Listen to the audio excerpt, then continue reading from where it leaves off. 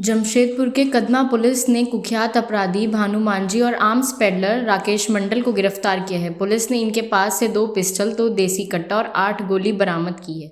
सोमवार को एसएसपी किशोर कौशल ने प्रेस वार्ता कर मामले का खुलासा किया। एसएसपी किशोर कौशल ने बताया कि पुलिस को गुप्त सूचना मिली थी कि उलियान गुरुद्वारा के पीछे भानु मांझी हथियार को लेकर किसी घटना को अंजाम देने के लिए बैठा है। इसके बाद एक टीम का गठन कर आरोपी को गिरफ्तार कर लिया गया। तलाशी के दौरान भानु के पास से 2 हथियार और 3 गोली बरामद की गई।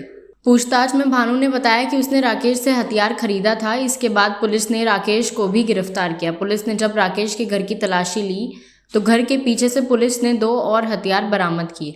राकेश ने पीछे एक पेड़ के नीचे हथियार छिपाकर रखा था। पूछताछ में ये बात सामने आई कि भानु ने हथियार के लिए 30,000 रुपये एडवांस दिए थे, बाकी के रुपए बाद में देने वाला था। उन्होंने बताया कि भानु मांझी कई बार हत्या और रंगदारी मांगने के मामले में जेल जा चुका है। उसके खिलाफ 2 दर्जन से ज़्यादा मामले दर्ज हैं। आखिरी बार अक्टूबर 2023 में पुलिस ने उसे हथियार के साथ गिरफ्तार कर जेल भेजा था। जेल में उस पर सीसीए के तहत कार्रवाई भी की गई थी।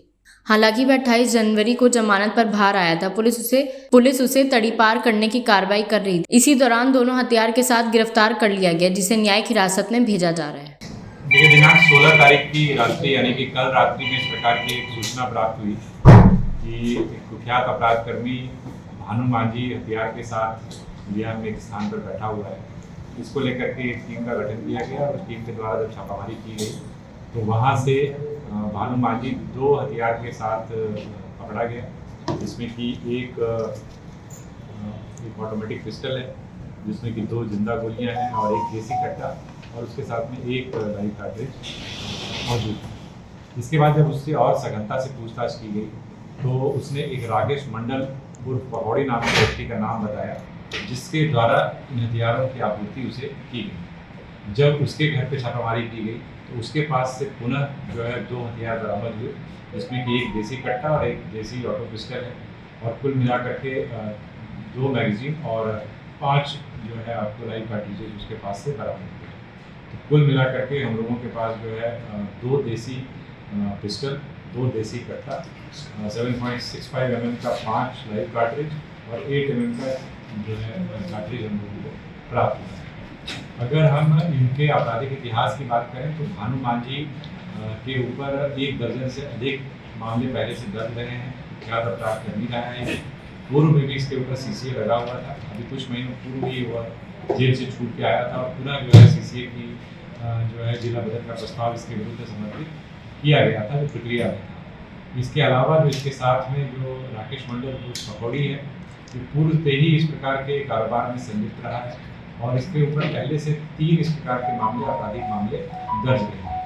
इसमें हम लोग और सघनता से हम लोगों ने इसमें जांच की है, क्योंकि एक प्रकार से हथियारों की सप्लाई करने का पकौड़ी काम करता था।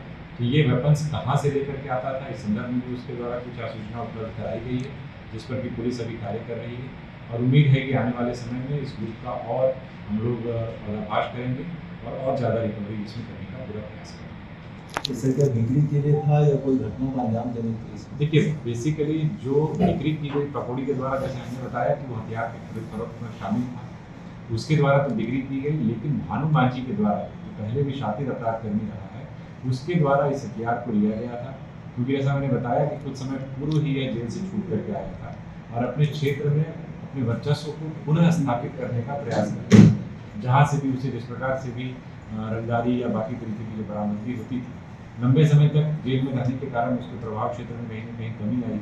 उसको पुनर्स्थापित करने के लिए कुछ लोगों को इसने अपने टारगेट पे भी रखा था और इसको लेकर के उसने हथियार की खरीदी की थी। ये पकौड़ी से हथियार